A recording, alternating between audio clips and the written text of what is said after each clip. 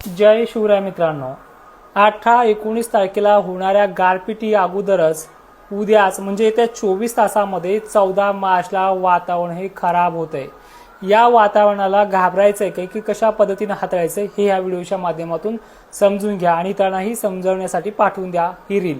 तर बघा, कंडिशन अशी आहे की उद्या अचानकच दुपारनंतर नाशिक जिल्हा, पुणे, सातारा, सांगली तसेच धाराशिव पट्ट्यापासून बीड जिल्ह्यामध्ये आणि लातूरसह नांदेड परिसरातही अचानकच ढगाळ वातावरण होणार आहे। दुपारनंतर दिवस मावळेपर्यंत ह्या आभाळाची लेयर्स तयार होईल। या आभाळामध्ये स्थानिक वातावरणाचा लूक आहे त्या पद्धतीने मोठा किंवा गारपीट सदृश पाऊस होईल अशी शक्यता नाहीये। बरेचशामध्ये पाऊस होईल का, म्हणजे 14 तारखेला उद्याच्या यामध्ये पाऊस होईल का, एक स्थानिक वातावरणाचा फटकारा कुठे मोठे पाऊस होण्याचे चान्सेस आहेत, पण टक्केवारीनुसार ह्या वातावरणाची व्याप्ती मात्र खूप कमी आहे आणि याच तारखेपासून 14 पासून हळूहळू वातावरण बिघडायला सुरुवात होईल। मध्यंतरी याच्यामध्ये गॅप सुद्धा आहेत, जे गॅप बद्दल तुम्हाला बोललोय।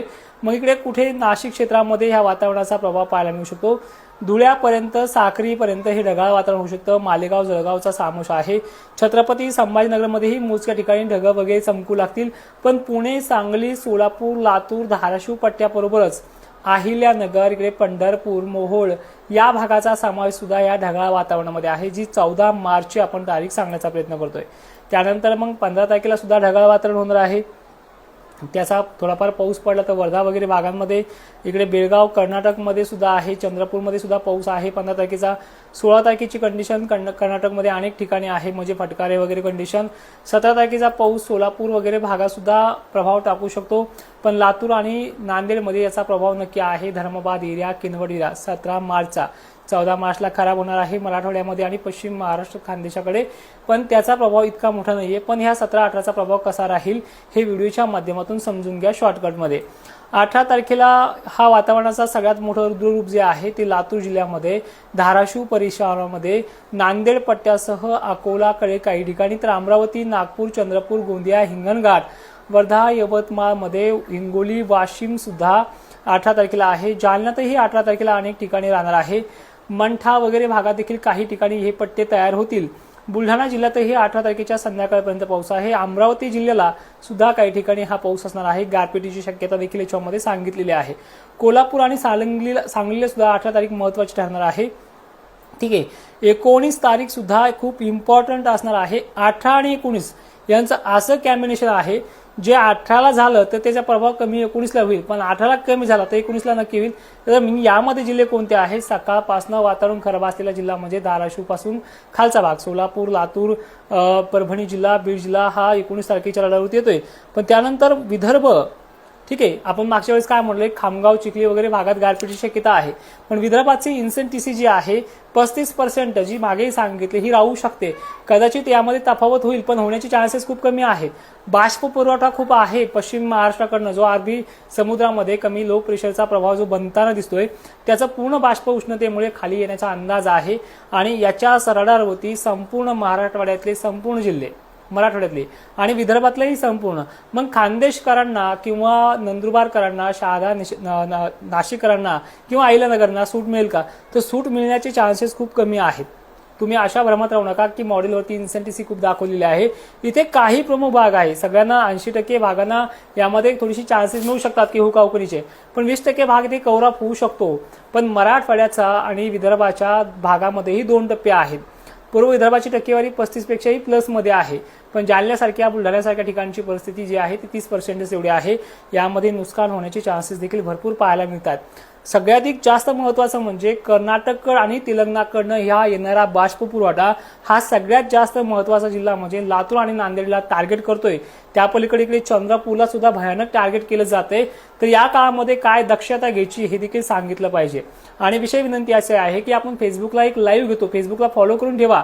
तोडकर हवामान अंदाज नावाने एक फेसबुक आपलं आहे, तिथे 1,86,000च्या आसपास आपले फॉलोज झालेत, पण तुम्ही तिथे फॉलो करा, तुमचे प्रश्न समोरासमोर घेईल। आणि यामध्ये काळजी काय घ्यायची ही थोडक्यात सांगण्याचा प्रयत्न करतोय। की यामध्ये गारीबरोबर विजांचा धोका देखील संभाव्य शक्यता आहे मराठवाडा आणि विदर्भामध्ये। यामध्ये विजा पडण्याची भीती आहे। शेतामध्ये हरभरा असेल किंवा इतर कुठल्याही कामासाठी मजूर किंवा आपण स्वतः फॅमिली सोबत तिथे जातोय तर त्या काळामध्ये विजा कडकडाच्या वेळेला अवकाळीमध्ये हा धोका निश्चित असतो। जीवितहानी होऊ नको म्हणून हा तुम्हाला सर्वात मोठा मुद्दा तुमच्यापर्यंत मांडतोय की 4 आणि 5 ला पूर्वेकडनं दक्षिणेकडनं येणाऱ्या आभाळातनं डायरेक्ट घरी पळ काढा, भले तू पळू का नाही पळू पण वातावरण विजा पडण्याचं आहे। यामुळे ही काळजी घेणं महत्त्वाचं ठरणार आहे। पावसाची व्याप्ती मराठवाडा आणि विदर्भ जास्त जरी असली तरी खानदेशच्या बाबतीमध्ये आपण गाफील राहू नका। खानदेशकडे देखील वारं काऊर अचानक येणाऱ्या आभाळामुळे ह्या गोष्टी होऊ शकतात। अहिल्यानगर आणि पश्चिम महाराष्ट्राला सुद्धा सेम आज कंडिशन आहे। सांगलीपासून सोलापूरपर्यंत देखील ही कंडिशन जास्त अधिक प्रमाणात आहे। पण मराठवाडा आणि विदर्भाच्या प्रत्येक जिल्ह्यांमध्ये ही दस्तक मात्र पावसाची चांगल्याच पद्धतीने पाहायला मिळते। आता स्पेशली गारपिटीचे रडार जर आपण लक्षात घेतले, महत्त्वाचा हा मुद्दा आहे की गारपीट होऊ शकेल का, तर हा महत्त्वाचा मुद्दा आहे।